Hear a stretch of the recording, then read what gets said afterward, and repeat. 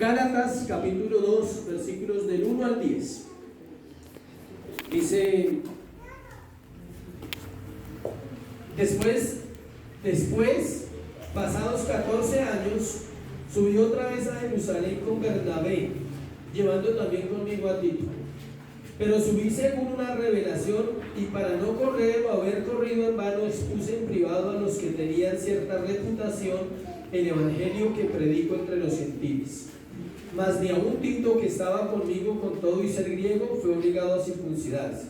Y esto a pesar de los falsos hermanos introducidos a escondidas, que entraban para espiar nuestra libertad que tenemos en Cristo Jesús, para reducirnos a esclavitud, a los cuales ni por un momento accedimos a someternos para que la verdad del evangelio permaneciese con vosotros. Pero de los que tenían reputación de ser algo, lo que hayan sido en otro tiempo, nada me importa. Dios no hace acepción de personas. A mí pues, los de reputación nada nuevo me comunicaron. Antes, por el contrario, como vieron que había sido encomendado el evangelio de la incircuncisión como a Pedro el de la circuncisión, pues el que actuó en Pedro para el apostolado de la circuncisión, actuó también en mí para con los gentiles, reconociendo la gracia que me había sido dada. Jacobo, Cefas y Juan, que eran considerados como columnas, nos dieron a mí y a Bernabé la diestra en señal de compañerismo, para que nosotros fuésemos a los gentiles y ellos a la circuncisión. Solamente nos pidieron que nos acordásemos de los pobres, lo cual también procuré con diligencia hacer. Señor, te damos gracias en esta mañana por la obra de Cristo. Gracias por ir a la cruz y morir por nuestros pecados. Gracias por darnos el privilegio hoy de escuchar tu verdad. Trae revelación en la Escritura. Enséñanos a escuchar, Dios, atentamente lo que tienes para nosotros esta mañana, y haz que tu palabra entre al corazón y transforme al creyente, Dios. Te doy gracias porque tú estás en este lugar y porque esta iglesia es tuya, Señor. En Cristo Jesús, amén y amén. El tema de hoy se llama elogio apostólico. No eulogio, sino elogio apostólico. El elogio apostólico. ¿Qué quiere decir eso? El reconocimiento de Pablo como apóstol por la iglesia de Jerusalén. El reconocimiento de alguien cuando es creyente es importante. Hay personas que no son creyentes, aunque van a la iglesia local, no son creyentes, pero llega un momento en que pueden ser reconocidos como creyentes. ¿Por qué? Por el fruto, por su vida, por su testimonio, porque empiezan a dar evidencia y muestras de que en ellos habita Cristo, y que no solo habita como una creencia, sino que habita como alguien vivo, alguien real, que pone en el corazón de ese creyente el querer como el hacer, y pone el deseo de esa persona de decir: quiero amar tu iglesia, quiero servir en tu iglesia y quiero servirte a ti, Jesús. Siempre que se esté predicando la verdad, se encontrará oposición. Desde la época de los apóstoles hasta hoy, el mensaje debe ser el mismo y su fundamento debe ser la palabra de Dios. No ha cambiado el mensaje. Un predicador debe decir lo mismo que Pablo habló a las iglesias, lo mismo que Pedro dijo, lo mismo que Juan dijo, lo mismo que estos hombres hablaron a las personas de esa época. Debe ser traído por revelación de Dios a través de la palabra para una iglesia local. El Señor Jesús fue claro cuando enseñó la parábola del trigo y la cizaña. Mateo 13, 24, 30. Habla de la semilla, habla de dos tipos de semilla. Una semilla que es la que Dios siembra en el corazón de la gente, que es la palabra de Dios, y está la semilla que el malo viene y siembra en algunas personas en la iglesia. Y dice que la semilla mala debe crecer al lado de la semilla buena, porque la iglesia no puede hacer nada contra eso. O sea, ¿qué quiere decir eso? Lamentablemente en todas las iglesias siempre habrán personas que no van a ir a la eternidad. ¿Por culpa de quién? ¿Del pastor o de Pablo? No, porque así está escrito, así está establecido en las Escrituras, y es para que el creyente verdadero siempre esté ¿qué? Alerta, y se pregunte a sí mismo y diga: ¿realmente yo soy un hijo de Dios? ¿He nacido de nuevo? El evangelio que Pablo recibió directamente del Señor estaba alineado con la predicación de los 12 apóstoles. O sea, eso vamos a hablar hoy. Cómo el mensaje de Pablo es idéntico al mensaje de Pedro, al mensaje de Juan, y cómo no hay contradicción, porque algunos piensan que Pablo contradecía a los apóstoles y otros piensan que los apóstoles contradecían a Pablo, cuando era un solo lenguaje. Son muchas las advertencias en la Escritura acerca de los enemigos de la fe, los enemigos de la cruz y los enemigos de la verdad. ¿Qué es ser enemigo de la fe? Es vivir sin Dios, es vivir escuchando cosas de Dios pero no obedeciendo, te haces enemigo. En la iglesia también hay enemigos de la cruz. No, yo no estoy de acuerdo con morir. Entonces, ¿con qué estás de acuerdo? ¿Sí? Ese término es difícil, ¿no? Morir a diario muero, decía Pablo, a diario crucifico mi carne, a diario entrego mi vida en sacrificio para que Dios viva. Un hombre se acerca a un pastor y le dice: ¿y hasta cuándo tengo que morir? Dijo: no estás muerto, tienes que seguir muriendo. Siempre. ¿Cada cuánto tiene que morir el creyente? Cada día. Cada vez que se levanta a decirle al Señor: no quiero vivir hoy, quiero que tú vivas en mí todas las cosas que voy a vivir hoy. Quiero que mis pensamientos estén alineados a tu voluntad. Quiero que mis emociones y mis decisiones estén basadas en tu palabra. Quiero vivir para agradar. Y al otro día tiene que hacer exactamente lo mismo. No como un rito, entiendan, sino como una búsqueda absoluta de su presencia. Una búsqueda constante de esa gracia que llega un momento en que usted dice: estoy viviendo en el Espíritu, estoy viviendo para agradarte. Por eso es importante discernir lo que escuchamos, verificarlo con la Biblia, escudriñar, examinar. Así el creyente va creciendo en su relación con Dios y puede llegar a ser una persona útil. Todos los creyentes pueden ser ¿qué? Útiles. Voy a meter hartas cosas de lo que he aprendido estos 2 días, filtraditas ahí, antes de llegar a esa doctrina de la iglesia. En el pasaje de hoy, Pablo continúa en su defensa contra aquellos que decían que él se había nombrado a sí mismo apóstol y que su mensaje era diferente al de los 12. Pablo va a Jerusalén a hacer no a pedir permiso, sino a hablar de lo que Dios le ha revelado, y queda demostrado y queda comprobado que era un hombre absolutamente con la revelación de Cristo. El respeto que los apóstoles le llegan a tener a este hombre después es impresionante. El nivel en el cual llega Pablo a ser se constituye en una de las columnas de la iglesia. Las 3 columnas eran Pedro, Jacobo y Juan. No era Jacobo el apóstol, claro, aquí, el que vamos a mirar. ¿Era Jacobo quién? El hermano de Jesús. Y ellos eran las 3 columnas de Jerusalén y los hombres más importantes de esa época en el ámbito religioso cristiano. Y Pablo llega a ser igual a ellos. Llega a tener una autoridad y una revelación tan clara de la Escritura que ellos terminan diciendo que, glorificando a Dios, diciendo: gracias Dios por la vida de este hombre llamado ¿qué? Pablo. Luego de 14 años de la última vez que había estado en Jerusalén, Pablo regresa para hablar con Pedro y con las autoridades de la iglesia y compartir con ellos la revelación que Dios le había dado. Todo creyente debe saber que la obra de Dios en la tierra es ejecutada a través de su iglesia. No se ejecuta la obra de Dios de ninguna otra manera. No hay otra manera de que Dios establezca su reino en esta tierra sino a través de ¿qué? De la iglesia. Hay 2 tipos de iglesia: la iglesia visible y la iglesia invisible. En la iglesia visible en la iglesia invisible absolutamente todos son salvos. En la iglesia invisible todos son santos. En la iglesia invisible todos aman a Dios. Pero esa iglesia solo la ve ¿quién? Dios. Es Dios el que ve la iglesia invisible, y esa iglesia invisible está establecida en todas las naciones de la tierra. Y está la iglesia visible, que es esta. Es toda iglesia local, toda congregación, todo lugar donde se reúnen personas en lugares que se llaman iglesia, aún en iglesias que no tengan una doctrina totalmente sana. Allí es la iglesia visible, y ahí esa iglesia es según como el hombre que la ve.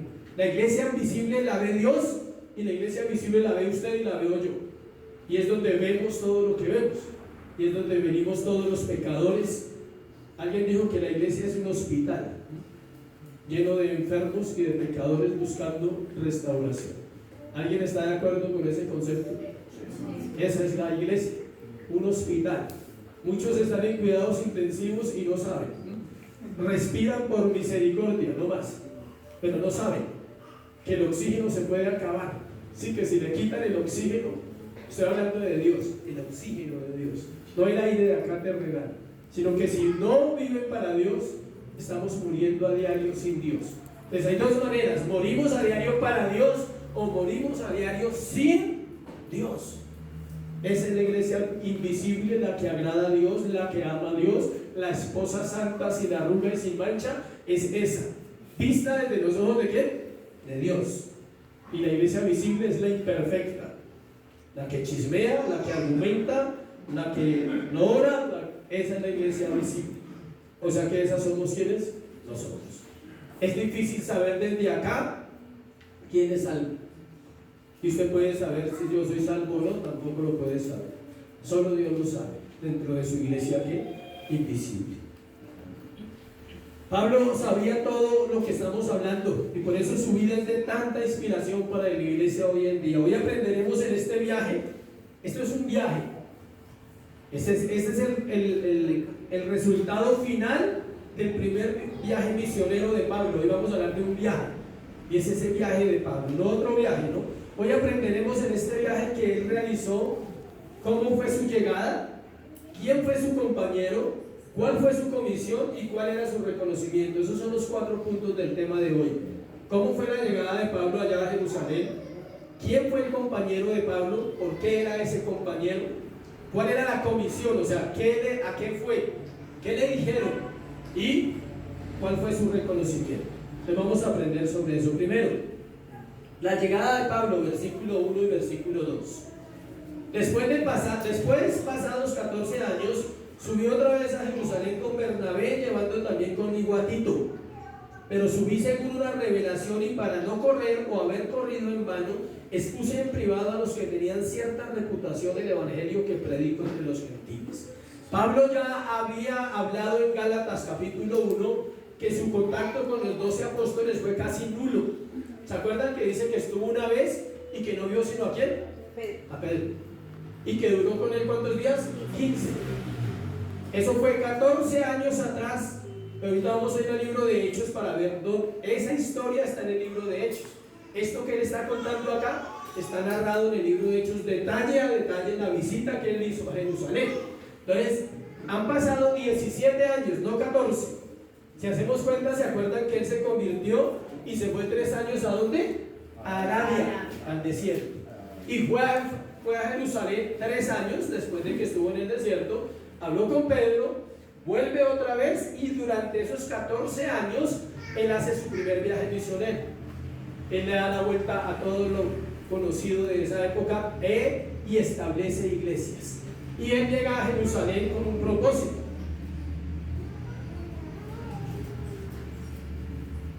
Entre este tiempo hubo una visita a Jerusalén, o sea, entre este tiempo de 14 años hubo una visita cortica, fue a llevar una ofrenda.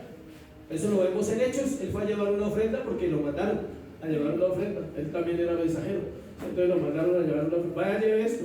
Y él fue allá, pero no lo cuenta acá porque fue algo muy rápido. Así como cuando usted lo mandan a hacer una razón y va, pero no se queda y vuelve otra vez. En Hechos 11, 27, 30, miremoslo ahí para ir entrando en materia con el libro de Hechos. ¿Hechos qué? 11, 27 y 30. Vamos a estar harto en Hechos. Dice acá: en aquellos días unos profetas descendieron de Jerusalén a Antioquía, y levantándose uno de ellos llamado Ágabo, daba a entender por el Espíritu que vendría una gran hambre en toda la tierra habitada, la cual sucedió en tiempo de Claudio. Entonces los discípulos, cada uno conforme a lo que tenía, determinaron enviar socorro a los hermanos que habitaban en Judea, lo cual en efecto hicieron, enviándolo a los ancianos por mano de Bernabé y de Saulo. ¿Sí ven? Hubo una ayuda porque venía hambre, les mandaron a Bernabé y a Saulo, pero no dice nada más. Ellos fueron y se devolvieron, hicieron una tarea, no fueron a hacer un trabajo como el que vamos a ver ahorita. En este momento Pablo está 27:30, Hechos 11, 27, 30. En ese momento Pablo está terminando su primer viaje misionero. Él va a terminar allá en Jerusalén su primer viaje misionero de los 3 que realizó. Y según Hechos 15.1, vaya a Hechos 15.1, vamos a estar ahí entre Hechos y Gálatas todo el tiempo. Hechos 15.1, si tiene una cintica, úsela, que eso es muy bueno para estos trabajos. Hechos 15.1. Esta visita tenía que ver con el concilio que se realizó en Jerusalén, donde era necesario aclarar puntos doctrinales en cuanto a la enseñanza que se estaba ejerciendo en ese momento en la iglesia. Mire lo que dice Hechos 15.1.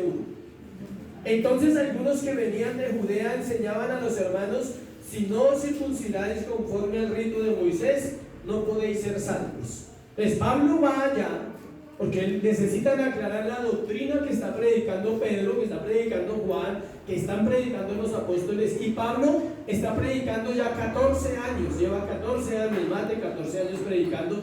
Pues ya se ha escuchado que hay un hombre predicando llamado Pablo, y Pablo sabe que ellos predican y va allá porque él quiere estar claro en lo que está enseñando y quiere que ellos entiendan que lo que él estaba enseñando había sido revelado ¿por quién? Por Dios, que él no estaba enseñando cosas raras. Entonces van a hacer una unidad, y ese concilio es tan importante para nosotros como iglesia que allí se determinan ciertas doctrinas que permanecen hasta hoy.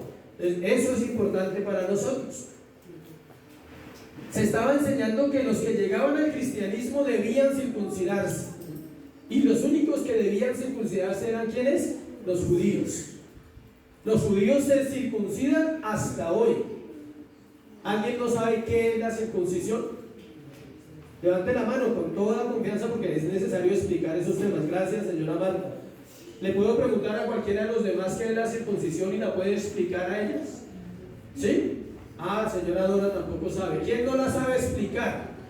No es fácil explicar la circuncisión. Hay que hablar del pene del hombre, entonces no es fácil explicarla, ¿sí?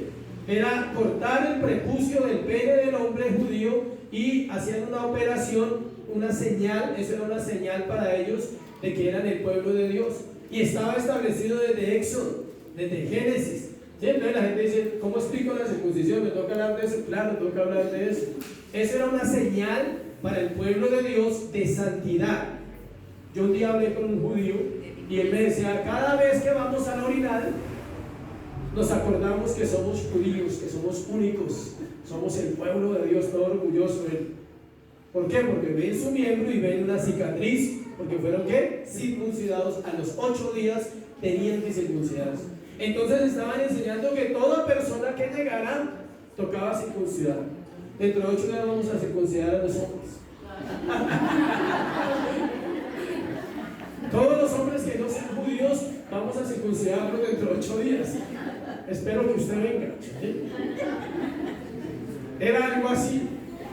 Todos los griegos, romanos, gentiles, si iban a entrar al cristianismo tenían que ¿qué? Ser circuncidados. Ahora la pregunta es, ¿y eso de qué me sirve a mí si yo no sé nada de la Biblia? ¿Sí? Que ahora ya no se circuncida esa parte en el hombre, ahora se circuncida el corazón en el creyente. Se rasga, Dios lo rasga con la palabra. Él opera el corazón con la palabra, porque la palabra es una espada de ¿qué? 2 filos. Penetra, rompe, para santificar. No se puede santificar nadie sin que el corazón sea circuncidado. Tiene que ser circuncidado por Dios, no por el pastor ni la iglesia, nada. Menos mal que ya no hay que hacer esa labor. ¿Sí sabe quién hacía la labor? Los sacerdotes. Ya no se necesita esa labor. Gracias, Señor. Con un pedernal. ¿Sí sabe qué es un pedernal? Un cuchillo de piedra. No era una minora, era un cuchillo de piedra. O sea, era bien afiladito, y con ese cuchillo cortaban. Eran 3 o 8 días el hombre caminando, imagínense cómo. El dolor era impresionante. Nunca lo olvidaba. ¿Quién va a olvidar eso? Nadie. Hay cosas inolvidables en la vida, y una de esas era la circuncisión en los judíos. Pablo, además de ir con Bernabé, también llevó ¿a quién? A Tito. Iba acompañado, iba con un hombre llamado Bernabé, muy interesante. No vamos a verlo más adelantico, lo vemos en otro tema que nos corresponda. Ahora vamos a hablar de Tito un poquito. Pablo no sube a Jerusalén por envío de la iglesia, versículo 2 de Gálatas, capítulo 2. pero subí según una revelación. ¿Subió según qué? Una revelación. A él no lo mandaron, nadie le dijo, Pablo, vaya allá porque Pedro lo necesita, Juan lo necesita. No, subió según una revelación, él no fue enviado por nadie. Aunque es bueno aclarar lo siguiente, escuche. Dios no le habla a un solo hombre. Cuando Pablo subió, lo probable, lo más acertado es que Dios hubiese hablado a la iglesia, a los maestros, a los pastores de la iglesia, para que ellos entendieran y no objetaran en que él iba a ir a ese viaje a Jerusalén. Entonces, Dios siempre habla a la iglesia. Cuando Dios nos permita organizar la iglesia como debe ser organizada, estamos en un proceso de conformación de iglesia. Entonces algunos pueden participar de ser parte de la iglesia, de ser parte de una membresía real de la iglesia para toma de decisiones y para ayudar en un proceso espiritual a levantar una obra para Dios. Amén. Entonces Pablo no subió porque él quiso, fue Dios el que le habló. Mire lo que dice Hechos capítulo 13. Por eso le dije que vamos a estar para allá y para acá. De Hechos 13, versículo 2, 1 y 2. Había entonces en la iglesia que estaba en Antioquía profetas y maestros: Bernabé, Simón el que se llamaba Níger, Lucio el Cirene, Manaén el que se había creado junto con Herodes el tetrarca, y Saulo.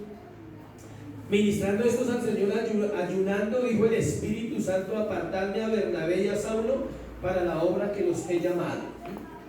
Eso fue cuando los mandaron al primer viaje. Fue en la iglesia, fue un concilio, fue una reunión de pastores, de maestros que oraron y dijeron: mandémonos, que Dios los va a respaldar y Dios los va a usar. Dice el versículo 2 de Gálatas: pero subí según una revelación, y para no correr o haber corrido en vano, expuse en privado. ¿Expuso qué?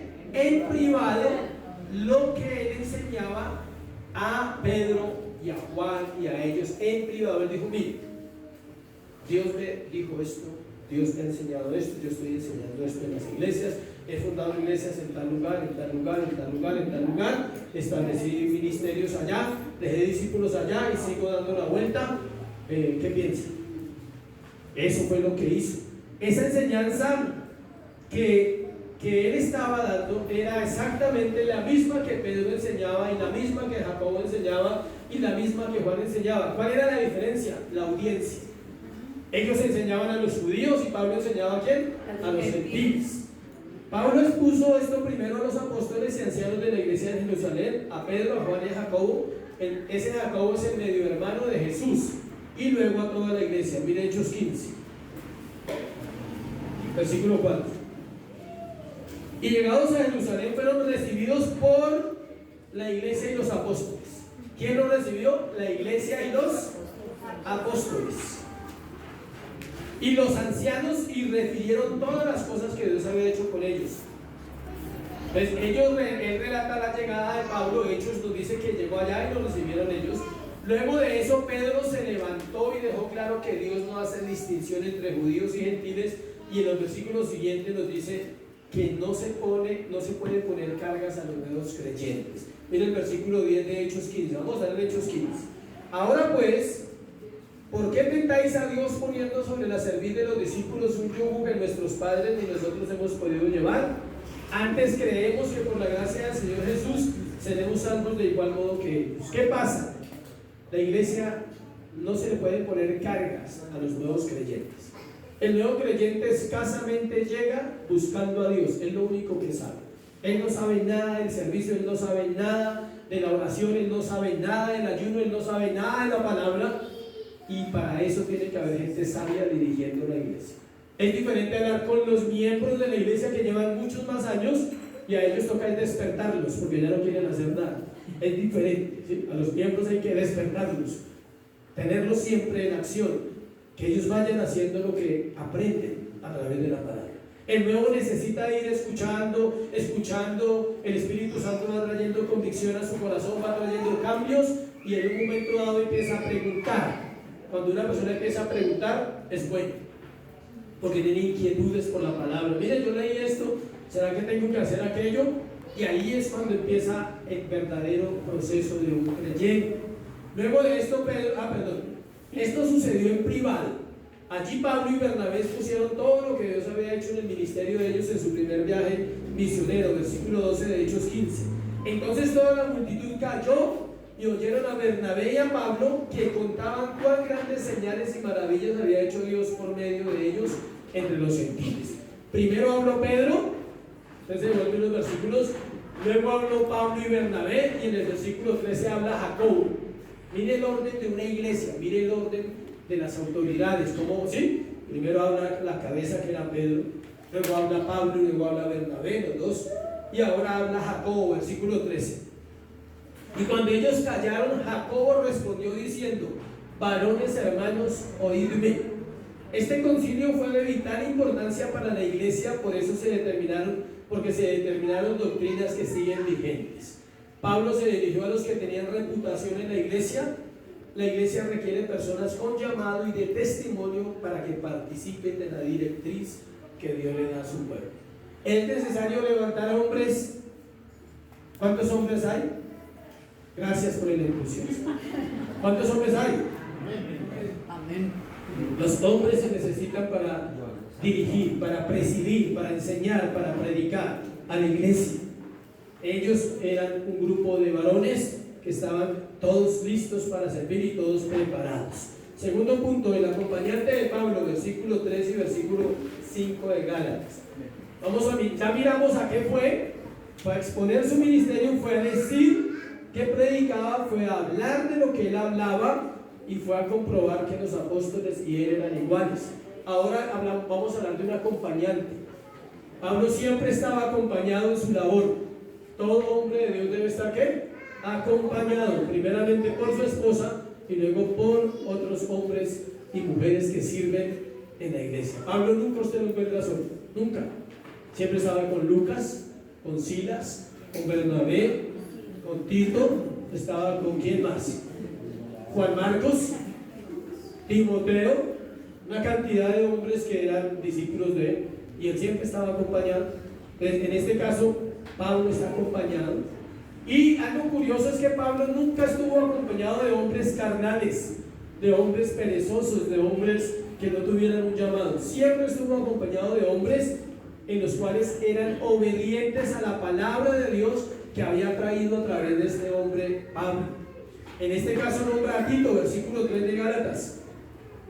Mas ni aun Tito, que estaba conmigo con todo y ser griego, fue obligado a circuncidarse. Pablo dice que Tito era griego y no lo obligaron a circuncidarse. Y Tito era un verdadero ¿qué? Cristiano. Él había nacido de nuevo. A veces pensamos que haciendo rituales vamos a ser más santos. Escuche, usted no es más santo porque ore más, pero debe orar. Entienda bien la frase. Sí, porque algunos dicen: muy gracias a Dios, con eso últimamente no estoy orando, entonces no necesito. No, usted no es más santo porque ore más, no es más santo porque lea más Biblia que otro, usted no es más santo porque venga todos los domingos o venga todos los martes, usted no es más santo por eso. Usted es santo porque Cristo santifica, porque Cristo vive en mi corazón, porque usted es santo porque Dios dijo que nos había apartado desde antes de la fundación del mundo. ¿Para qué? Santificación. Todos vamos en un proceso de santificación que es muy difícil de ver dónde va usted. Si pusiéramos una escala de 0 a 100 y ubicáramos cada persona, ninguno sería ubicado en el mismo lugar. ¿Sí sabía? Todos van en un orden diferente de santificación. ¿Conforme a qué? Al propósito de Dios, uno.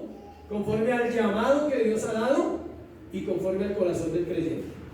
Hay corazones perezosos que no hacen nada para santificarse y quieren vivir como los santos, y es difícil, no se puede. A veces, versículo 4: y esto a pesar de los falsos hermanos introducidos a escondidas que entraban para espiar esa libertad que tenemos en Cristo Jesús para reducirnos a esclavitud. Habla de los falsos hermanos que se introducen a escondidas en la iglesia. Siempre habrá personas que quieran confundir a los nuevos creyentes, diciéndoles cosas que no están en la Biblia, o que hagan o que digan o que practiquen ciertas normas para que les vaya bien. A veces la gente busca consejos entre otras personas que no tienen nada que aconsejar en la iglesia. Siempre que quiera un consejo, busque una persona en la cual usted vea a Cristo. de aquí mismo puede ser, a esa persona me da confianza, voy a preguntarle algo sobre la Biblia. Y si no, para eso Dios ha levantado pastores, maestros en la iglesia, para que puedan enseñar. Pero no le pidan consejo espiritual a cualquiera, porque si esa persona está más mal que usted, ¿cómo le va a dar un consejo? ¿Qué le va a decir? Oiga, me puede decir cómo orar y resulta que él no ora. Entonces, ¿qué le va a enseñar? Es que tengo una pregunta acerca de Primera de Reyes capítulo 8, y el otro no sabe qué dice Primera de Reyes capítulo 8. Se necesita saber qué dice la Biblia y no cargar la Biblia debajo del brazo y decir que es cristiano por eso. O sea, no, tiene que conocer. Donde en la clase que estoy recibiendo siempre me aterro que haya hombres que Dios levanta para enseñar la Biblia también. No también, sino también enseñar. Un maestro de la Biblia, que uno se quita el sombrero y dice: Señor, un muchacho de 30 años, es el teólogo más joven del seminario reformado, pero es una eminencia en la palabra. O sea, uno le hacen una pregunta y contesta la pregunta exponiendo totalmente las escrituras desde donde tenga que ir, y no mira la Biblia, no, espere que por aquí dice. O sea, no, eso es un hombre preparado, y Dios quiere hombres así, quiere mujeres preparadas así para dar respuestas. Pablo tenía muy buenos ayudantes, muy buenos hombres. Tito era uno de ellos. Y Pablo acá habla de un tema en el versículo 4 que es importantísimo. Dice que ellos se introducen a escondidas para espiar nuestra libertad. Acuérdense que estamos hablando de Gálatas, que es la carta de ¿qué? De la libertad cristiana. Si un día alguien te pregunta: oye, estoy leyendo Gálatas, ¿qué puedo aprender de Gálatas? Dile solamente esto, y le puedes aprender a ser libre en Cristo. No hay otra enseñanza más fuerte, más general, más poderosa en Gálatas que la libertad del cristiano. La libertad del yugo del pecado, la libertad del legalismo, la libertad de mí mismo, la libertad que pone las normas humanas, la libertad que pone el humanismo, esa libertad que me impide servirle a Dios, o esas cosas que me impiden servirle a Dios, se puede ser libre a través de comprender el libro de ¿qué? De Gálatas. Pablo nombra el tema principal de la carta, que es la libertad. Gálatas 3:13, adelante de unos versículos ahí. Vamos a explicarlo. Cristo nos redimió de la maldición de la ley, hecho por nosotros maldición, porque está escrito: maldito todo el que es colgado de un madero. Quiero mucha atención a lo que le voy a decir acá, porque esa es la libertad. Y comprender este pedacito le va a tener a usted libertad en la mente espiritual.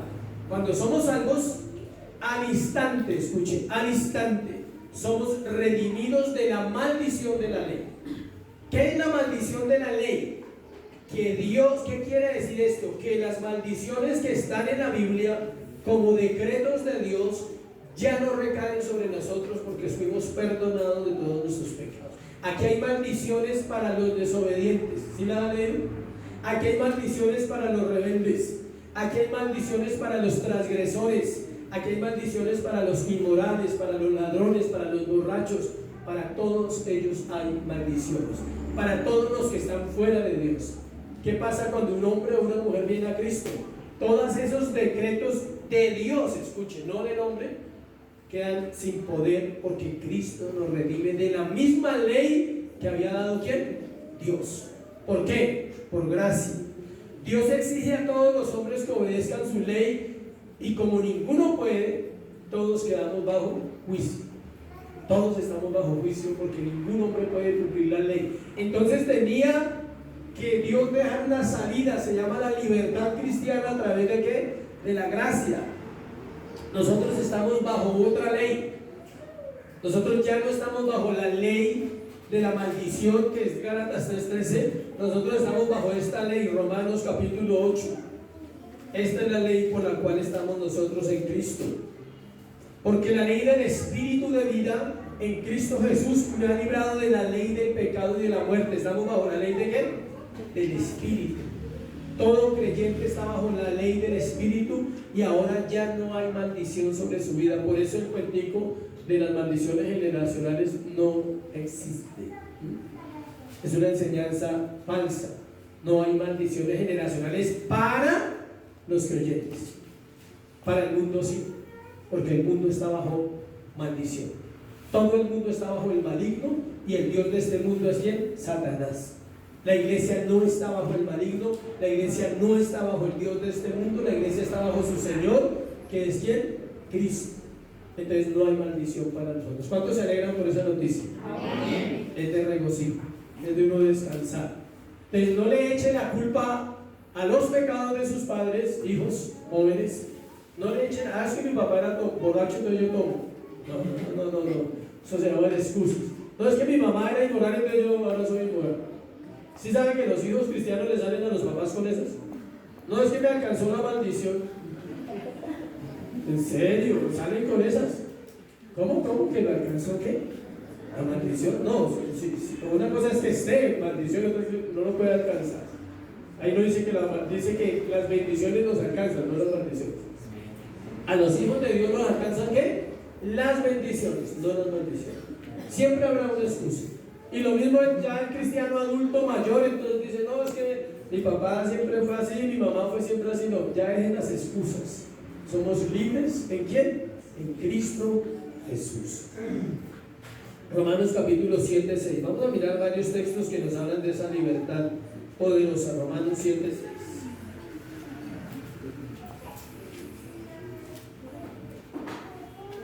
Pero ahora estamos libres de la ley por haber muerto para aquella en que estábamos sujetos, de modo que sirvamos bajo el régimen nuevo del Espíritu y no bajo el régimen viejo de la letra. Esta es la letra. Escuche, la Biblia sin el Espíritu Santo no funciona, condena. Es letra, esto es letra. Esta letra, si tú la lees y no conoces a Dios, te condenas por esas letras, por esos decretos, por esas palabras. Tienes que conocer el Espíritu Santo, tienes que tener a Cristo, y entonces ya no eres condenado, sino empiezas a vivir bajo la ley de la libertad. Segunda de Corintios 3:17.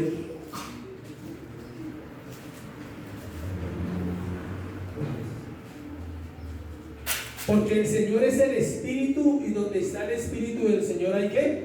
Libertad. Donde está el Espíritu del Señor hay libertad. ¿Y dónde está el Espíritu del Señor en el creyente? En su corazón. Entonces en ese corazón hay ¿qué? Libertad. Si no hay libertad, hay que mirar si Él está o no está. Amén. Juan 8:36 dice: si el Hijo os libertare, seréis verdaderamente ¿qué? Libres. La libertad no es ocasión para pecar, iglesia. Antes éramos esclavos del pecado para muerte, ahora somos siervos de Dios para la justicia. Romanos 6:18.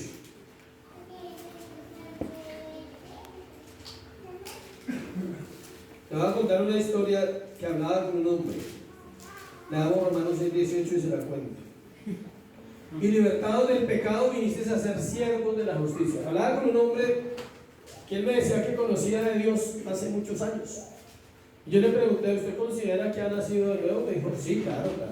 Y entonces, ¿por qué consume drogas todavía? ¿Por qué consume drogas? Yo no entiendo, le dije, yo tampoco entiendo en su vida. Entonces usted me dice que ha nacido de nuevo y que conoce a Dios, pero usted es un adicto activo. Yo: sí, pero yo conozco de la palabra. Le dije: no, usted no conoce a Dios. Me dijo: ¿por qué? Le dije: porque si Dios vive en su corazón, dice la Biblia que la simiente de Dios no puede pecar. Cristo no se droga y no permitiría que usted lo hiciera. Lo incomodaría el Espíritu Santo todo el tiempo hasta que usted sea libre. ¿Puede recaer? Sí. ¿Puede drogarse una vez? Sí, o dos, o tres, pero no puede permanecer drogándose después de conocer al Señor. Nadie. ¿Puede el adúltero volver a recaer en su adulterio? Sí, puede caer. De hecho, es un problema de carácter, aprendí ayer. Póngale cuidado, hombres. Los problemas inmorales no se resuelven cuando el hombre nace de nuevo. Se resuelven con el tiempo, con la entrega, con el compromiso, con el sacrificio de entrega del hombre a Dios para que Cristo se haga real en nosotros. Por eso toda persona que haya tenido con problemas de inmoralidad en el mundo necesita un proceso de santificación para llegar a servirle plenamente al Señor. Porque es un problema ¿de qué? De carácter en el hombre y en la mujer. Entonces, no es que no, yo ya nací de nuevo y ya no soy inmoral. La inmoralidad sigue allá, trabajando en el corazón, en cualquier caso. Entonces, ¿qué pasa? Le decía a este hombre, me dijo, entonces, ¿cuál es la diferencia? O sea, explíqueme, ¿qué pasa? ¿Qué tengo? ¿Por qué usted me dice que yo no he nacido de nuevo? La diferencia es esta, escuche. La diferencia es entre el amo y el esclavo. Su amo es malo. Su amo se llama Satanás y el pecado. Ese es su amo. Y su amo es perverso y nunca lo va a soltar. Mi amo es Cristo. Ni usted es esclavo y yo soy esclavo. Ni usted es esclavo de la droga y yo soy esclavo de ¿qué? De Cristo. Pero yo también era esclavo de la droga. ¿Cómo le parece? Porque él no sabía. Él no sabía mi testimonio. Yo soy esclavo de Cristo, pero conozco muy bien su amo. Y conozco muy bien esa vida, porque también fui esclavo de ese mismo pecado. Entonces, ¿cuál es la diferencia entre un esclavo y el otro? El amo. En el pecado es un amo cruel. Satanás es un esclavo, ¿en qué? Un amo cruel. Cristo es un amo perfecto, bueno, fiel, misericordioso, santo, limpio. Vale la pena ser siervo y ser esclavo de Jesucristo. O tú escoges. Si no eres siervo y esclavo de Jesús, ¿de quién eres siervo? ¿A quién le sirves? Hay gente que dice, no, pero yo no le sirvo a Satanás. Sí le servimos a Satanás cuando no servimos a Dios. Aquí no hay términos medios en la iglesia. Si la iglesia deja términos medios, la gente se va todos para ese lugar. Siempre se la hace. El hombre le encantan los términos medios, ¿no? O sea, o blanco o negro. No hay término gris. O sea, tú no puedes ser hijo de Dios por partes. ¿Eres hijo de Dios o eres hijo de Satanás? Sencillo. Y suena feo, ¿no? No suena terrible. Mi pastor hoy está diciendo cosas terribles. Pero es que es la verdad. ¿Usted piensa que el Espíritu Santo viene a usted por pedacitos? ¿Cuántos creen que el Espíritu Santo viene a usted por partes? Él no se puede fraccionar. Él viene a una vida, habita una vida, llena una vida, transforma una vida, santifica una vida. O no está en esa vida. No es más. No es que estuvo el año pasado, pero este año no lo he sentido. Sí, sí. Hay gente así. El año pasado fue poderoso ministerialmente, este año sí nada. Y otros dicen los últimos 10 años no ha sido nada. No ha habido nada. Ese es el punto de entender la Biblia y de entender las cosas espirituales. Mire, una persona aquí, hoy, puede nacer de nuevo por el poder de la palabra y del Espíritu Santo. No necesita ir a un seminario, ¿se sabe? ¿Por qué les aclaro eso? Porque algunos creen que los seminarios forman pastores. Los seminarios no forman pastores. El pastor se forma sirviendo. Todo pastor se forma sirviéndole a un rebaño. Y la iglesia reconoce si es un pastor o si no es un pastor. Pero no, el seminario no. Usted puede ir 5 años y le pueden dar un título y usted no ser un pastor de corazón. Es más, hay gente que cuando empieza a estudiar en un seminario, hay pastores que empiezan a estudiar en un seminario, lo primero que descubren es que no son pastores. Que humildemente tienen que volver a empezar de qué? De ceros. Porque se dan cuenta que nunca han predicado la Biblia, que nunca han vivido una vida en el Espíritu y que nunca han vivido un compromiso con Dios. No es culpa de ellos a veces, nos enseñaron mal. ¿Quedó claro en la libertad cristiana un poquito? Es mucho, tranquilos que vamos a hablar durante toda la carta. Versículo 5 de Gálatas.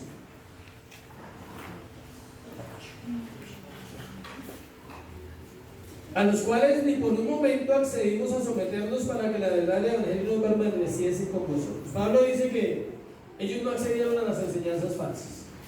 La libertad cristiana hace que el cristiano en la iglesia, en esta iglesia, en cualquier iglesia local, tenga discernimiento para entender cuando está hablando con otra persona y dice, pero eso no es, o sea, eso no es así. O sea, los jóvenes aprenden a discernir, las mujeres, los hombres aprenden a discernir que no todo el que habla en la iglesia cosas de Dios está hablando lo que Dios dice. Y eso es muy importante. Tercero, la comisión de Pablo. Tercero, la comisión de Pablo. De nuevo Pablo se refiere a los apóstoles como los que tenían reputación. Versículo 6, perdón. Pero los que tenían reputación de ser algo, lo que hayan sido en otro tiempo, nada me importa. Dios no hace excepción de personas. A mí, pueblos de reputación, nada nuevo me comunicaron. Es curioso que usted lee el pasaje, desde el capítulo, del versículo 1 al versículo 10, encuentra 4 veces la misma frase: los de reputación. Pablo no lo está diciendo sarcásticamente, no está diciendo los duros allá de la iglesia, los que mandan, los de la rosca, los 3 de la rosca que gobiernan toda la banda allá de Jerusalén. Él no está diciendo eso, él está dándole un lugar. Dice, ellos 3 son los hombres de más reputación bíblicamente en Jerusalén. Y él aclara que, me gusta lo que dice acá, el paréntesis, mírenlo ahí en la Biblia, versículo 6, dice, pero los que tenían reputación de ser algo, y pone entre paréntesis, lo que hayan sido en otro tiempo, nada me importa. ¿Qué quiere decir eso? Que Dios anhela que la iglesia reconozca a hombres con propósito, hombres con llamado, y que no solo juzgue el pasado de esos hombres. Les hablaba hace 8 días que nada más duro para la gente orgullosa que Dios levante a un don nadie. Eso es más terrible, ¿sí? Eso es terrible, que Dios use a un loco para predicar. Por eso Juan el Bautista era nadie, ¿sí? ¿Qué saliste a ver al desierto? ¿Sí? A un hombre todo desalineado, o sea, ¿sí? Que no se afeitaba, que no se peinaba, que se vestía raro, que comía raro, que hablaba raro, que ayunaba.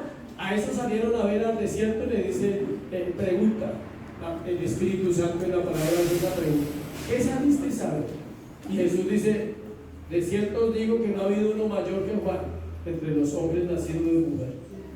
Dice, pero cualquiera de los pequeñitos es más grande que él.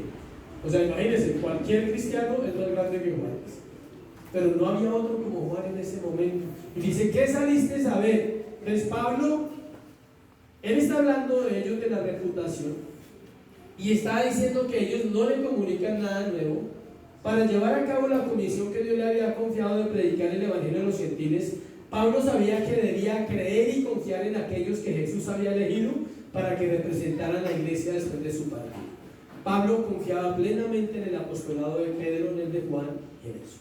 Algo que ayuda al creyente es confiar en que Dios sí puede poner personas para ayudar. Hablábamos eso el martes. Siempre necesitamos personas para que nos ayuden. Siempre. Es difícil, créanme que es difícil ser un cristiano casa solo.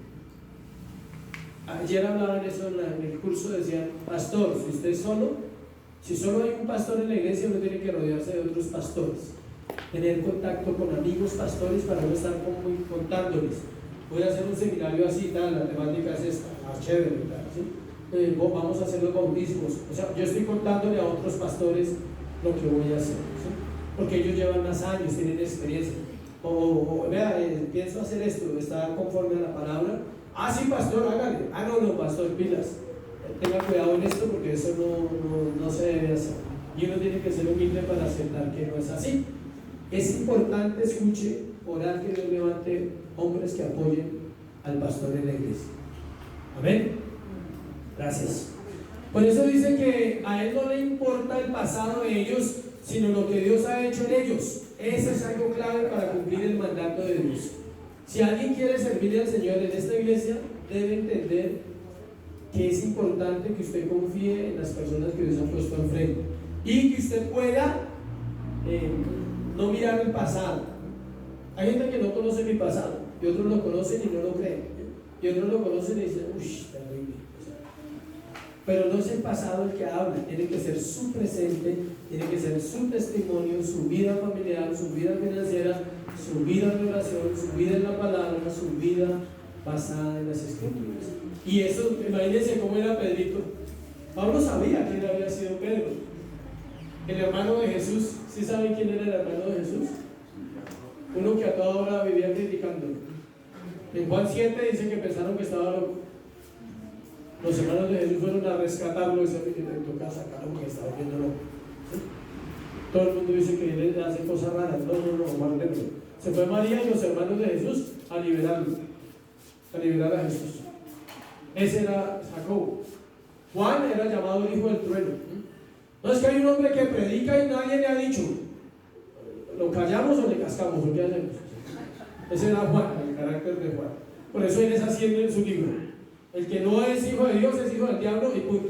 Gústele a quien le guste y a quien no también. Ese es el carácter de Juan. Juan debería ser de una región de Colombia bien difícil. Sí, porque él era así. Señor, hay uno que tal y esto, ¿qué hacemos? Le decimos que se calle, que descienda fuego y lo queme de una. O sea, no. Ellos eran los hijos del trueno, Jacobo, pero no este Jacobo, sino Juan y el otro Jacobo. Entonces, estos tres hombres, a estas alturas, habían sido transformados totalmente por el Espíritu Santo, y Pablo lo sabía.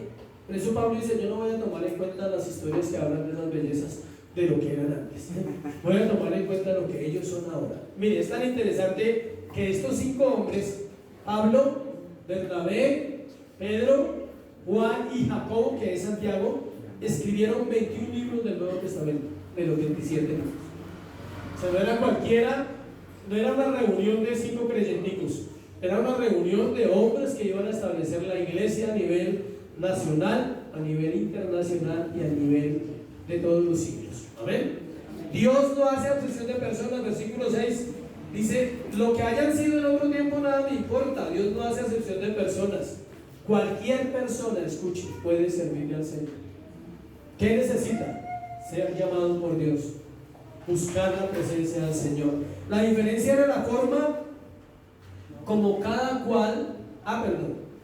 Dios no hace acepción de personas. Esa frase metida allí nos muestra que Dios salva a todo tipo de personas. Algo común en todos los salvos es que todos venimos del mismo estado anterior. ¿Cuál estado? Estábamos muertos. La diferencia era la forma como cada cual permaneció en ese estado. Algunos estaban muertos en unos pecados y otros estaban muertos en otros pecados, pero todos estábamos ¿qué? Muertos. ¿Cuál es la diferencia? La vida, el estilo de vida que cada uno tenía, pero la condición era la misma. Por eso dice: Dios no hace excepción de personas. Dios llama a un científico como C.S. Lewis, ateo, y lo convierte.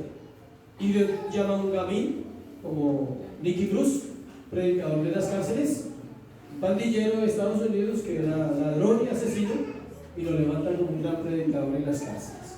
Y levanta a un hombre estudiado como C.S. Lewis, estudiado en Europa, para ser uno de los grandes pensadores del siglo pasado. Entonces Dios no hace acepción de personas. Dios llama a la señora que es sana en su casa, que nunca ha conocido las drogas, que nunca ha tomado, nunca ha robado, nunca ha fumado, nunca ha hecho nada malo excepto ser la esposa de alguien y tener unos hijos, y la llama a la conversión, y llama a la prostituta a la conversión también, y de las dos hacen lo mismo: una hija o un hijo de Dios. No hay acepción de personas. Dios llama al más orgulloso y lo humilla, y llama al más humilde y lo exalta. Solo que Él es el que determina quién es orgulloso y quién es ¿qué? Humilde. Versículo 7. Los apóstoles, versículo 7 dice: antes, por el contrario, como vieron que me había sido encomendado el evangelio de la circuncisión, como a Pedro el de la circuncisión, pues el que actuó en Pedro para el apostolado de la circuncisión actuó también en mí para con los gentiles. Los apóstoles vieron que Pablo le había sido dada una gracia especial, una comisión especial para predicarle a los que no eran judíos, o sea, a los griegos, romanos y de todas las naciones, y entendieron que era el mismo mensaje que ellos predicaban a los judíos, el que Pablo estaba predicando a los gentiles, y lo aprobaron. Hechos 15, 22, 24. Hechos 15, 22, 24. Entonces pareció bien a los apóstoles y a los ancianos con toda la iglesia elegir de entre ellos varones y enviarlos a Antioquía por Pablo y Bernabé, a Judas, que tenía por sobrenombre Barsabás, y a Silas, varones principales entre los hermanos, y escribir por conducto de ellos los apóstoles y los ancianos y los hermanos a los hermanos de entre los gentiles que están en Antioquía, en Siria y en Cilicia, salud. Entonces ellos mandan. Pablo va y hace la visita y da un buen informe, y entonces los apóstoles, con la autoridad que tenían, lo mandan de nuevo y dicen: vaya y siga predicando y comparta todo lo que usted nos ha contado, porque usted definitivamente es un hombre de Dios. Algunos de la época argumentaban que el evangelio que predicaba Pablo era diferente al de Pedro, pero es mentira. El mismo Pedro en sus cartas dice, elogia a Pablo, dice, no como algunos que tuercen las escrituras de Pablo. Pablo era un hombre muy sabio. Después del concilio de Jerusalén, el mensaje de Pablo no fue cuestionado nunca jamás por los apóstoles. Pablo, al contrario, fue respaldado y se gozaron de saber que Dios había escogido a un asesino para predicar la palabra de Dios. Cuarto y último, el reconocimiento de Pablo. Vimos la llegada de Pablo al viaje, al concilio. Vimos que fue con Tito, que era griego. Él lo hizo a propósito, ¿no? Pronto no les prediqué esa parte. Él fue con Tito a propósito, porque Tito era griego. O sea, él fue a decir, mire, vengo a mostrarles un griego santo, no necesita circuncidarse. Él lo hizo a propósito de llevarse a un griego. No era que familia me acompaña a usted. O sea, no. Entonces le llevó a Tito porque era griego y era un hombre de Dios. Y dijo, mire, él es un hombre de Dios y nunca se ha circuncidado. Entonces los gentiles no necesitan eso, dejemos eso claro. ¿Listo? Otra vez Pablo se refiere a ellos con respeto diciendo que eran las columnas. Versículo 9, parte B. Ahora pues, ¿por qué tentáis? Perdón. Estoy en Hechos, Gálatas 2:9. Y reconociendo la gracia que me había sido dada, Jacobo, Cefas y Juan, Cefas es Pedro, que eran considerados como columnas, nos dieron a mí y a Bernabé la diestra en señal de compañerismo, para que nosotros fuésemos a los gentiles y ellos a la circuncisión. Mire tan bueno esto. Pablo habla de ellos con respeto diciendo que eran las columnas, lo que sostiene la iglesia. ¿Quiénes son las columnas? Escuchen, los que sostienen una iglesia con su servicio. No hay columnas financieras como decían antes, no. Columnas sostienen la iglesia ¿con qué? Con su servicio, incluye todo. Este término era usado para los grandes maestros espirituales en esa época. Él no lo hace sarcásticamente o en tono de ofensa, lo hace porque para los judíos y los gálatas, Pedro, Jacobo y Juan eran las máximas autoridades en la religión cristiana del momento. Entonces él lo hace elogiarlos. Pablo no solo está en unidad doctrinal con ellos, sino también en comunión personal, porque ahí dice que le dieron la diestra, y dar la diestra significaba hacer un voto de amistad y de camaradería. O sea, hubo una buena relación entre ellos, fueron amigos tal vez durante muchos años y compartieron. Ellos lo reconocieron no solo como un maestro y predicador de las verdades del Evangelio, sino también como un colega y apóstol de Jesucristo. Estos 5 hombres escriben 21 libros de la Biblia. ¿Por qué metemos a Bernabé ahí? Porque Bernabé, aunque no parece que él haya escrito, fue compañero de Pablo durante más de 30 años de ministerio. O sea que él participa de todas las vivencias de los libros de Pablo, es protagonista también. Terminamos con un pedido que le hacen los apóstoles a Pablo y a Bernabé, versículo 10. Solamente nos pidieron que nos acordásemos de los pobres, lo cual también procuré con diligencia hacer. Que se acordaran de los pobres de la iglesia en Jerusalén. Uno dice, ¿pero por qué? Resulta y acontece lo siguiente. Han pasado 17 años después de la conversión de Pablo. Los estudiosos dicen que Pablo se convirtió aproximadamente 5 años después de la muerte de Jesús. O sea, hagamos cuenta, 17 y 5, 22. Han pasado 22 años desde que la iglesia empezó en Pentecostés. Y hay un texto en Hechos que dice que todo era de todos, que todos repartían las ganancias, que había gente muy rica y vendió y dio para la iglesia, pero resulta que ya no alcanzaba. Eso fue al principio de la iglesia. La iglesia empezó a crecer y a extenderse mucho en Jerusalén. Muchos de los extranjeros venían cada año a la Pascua y se convertían al cristianismo y se quedaban ahí, así como los de Venezuela vienen y se quedan acá, algo así. O sea, se llenó de migrantes. Entonces empezó a haber necesidad en Jerusalén, empezó a haber escasez. Los hombres de Jerusalén eran adinerados y no le daban trabajo a los cristianos. ¿Sí saben que hay gente que no le gusta emplear cristianos? Porque dice que se la pasan hablando de Dios y no trabajan. Y a veces es cierto. El cristiano tiene que ser testimonio de su trabajo. No es que está evangelizando, no, usted está trabajando, no evangelizando.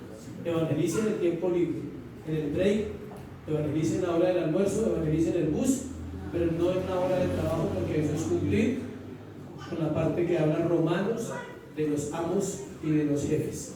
Amén. Entonces no les daban trabajo, porque eran hartos cristianos, dicen, no, contraten a la gente que eso se la pasan orando, o sea, eso no sirve para trabajar, ¿sí? Necesitamos entonces que trabajen. Y hay gente que tiene ese concepto todavía, no le da trabajo a los cristianos, porque dicen, no, ellos nunca tienen tiempo, tienen que ir a la iglesia a toda hora, no pueden hacer esto, no pueden hacer nada, porque tienen que ir a la iglesia. Entonces, ellos, los hombres adinerados, hacían esto, no le daban empleo a los creyentes, porque ellos piensan únicamente en su beneficio económico, y ellos no lo hacían. Entonces, ¿qué pasa? Había necesidad en la iglesia de Jerusalén, y Pedro, Juan y Jacobo le dicen a Pablo, solamente le pido una cosa, o sea, vaya y predique y acuérdese siempre de los pobres. Y Pablo lo hizo. Usted ya lo lee por el otro lado de la historia de Hechos, en los libros de Pablo, que él recogía ofrendas y mandaba para Jerusalén. Todo el tiempo donde él iba a predicar, recogemos una ofrenda para Jerusalén. Es que allá hay mucha gente y tiene necesidades. Y él mandaba con los mensajeros. Él decía, él nunca pidió para él, nunca dijo, no, es que yo tengo necesidades y tengo que comprar algo. No, él siempre era para la iglesia y pidió para Jerusalén. Muchas veces usted lo va a entender luego en los viajes misioneros de Pablo, cómo él recogía para ellos. Y él por eso dice al final, dice, lo cual también procuré con diligencia, ¿qué? Hacer. O sea, cada vez que podía, él decía a Jerusalén. No volvió, dicen los estudiosos que las visitas de él fueron muy poquitas a Jerusalén, 3 o 4, pero él estaba presente en la colaboración que él hacía con la iglesia. Amén. Muchos de los hombres, la iglesia tiene dos formas de ser vista, ya hablamos de eso. Una iglesia que es visible y una iglesia que es invisible. Entonces, terminamos con la conclusión, ¿cuál es? Pablo llega a Jerusalén, es reconocido por los apóstoles como el hombre de Dios, lleva un compañero y tiene un mensaje que dar a los gentiles. Hoy en día Dios está buscando hombres como Pablo, que amen a Dios, que quieran hacer la obra, y de noche vamos a hablar de la justificación por fe. Es un tema muy interesante. Entramos al Evangelio. Ya hablamos de la vida de Pablo, 2 capítulos. Ahora entramos al Evangelio en Gálatas para hablar de la justificación por fe. Fuimos justificados por gracia. Ya no somos esclavos del pecado ni de Satanás, sino nuestro amo es ¿quién? Cristo. Entonces vivamos como siervos de Dios. No es que yo no soy siervo porque no predico, no. Es que predicar no te hace más siervo que nada. Servir es su vida, su integridad, su casa, su esposa, sus hijos, su trabajo, su forma de hablar, cómo hablas como creyente. Todavía se nota que hablas como el mundo habla, todavía eres grosero o grosera, gritas en la casa a tus hijos, maldices a tus hijos, gritas al marido, peleas con todo el mundo. Eso es servicio también, porque eso hace que otros vean a Jesús no en la iglesia, sino en las calles, en las casas, en los transportes. Eso es lo que Dios anhela de una iglesia. Amén. Ponte sobre tus pies y vamos a orar, a darle gracias a Dios. Señor, hoy te damos gracias por tu palabra, la oportunidad de aprender de estos hombres tan especiales, Dios, tan poderosos en Cristo. Pero siempre la gloria será para ti. Siempre deseamos, Señor, que tú te lleves el honor y la honra de haber levantado estos baluartes, estas columnas de la iglesia en el principio. Oramos por la iglesia actual, por nosotros, que podamos entender la urgencia, Dios, del llamado, la urgencia del servicio, la urgencia de ser testimonio como creyentes. Bendice la iglesia, llévala con bien a casa, y esta semana que sea un tiempo de bendición para todo el cuerpo de Cristo. Te doy gracias por lo que haces y por tu palabra en Cristo Jesús. Amén.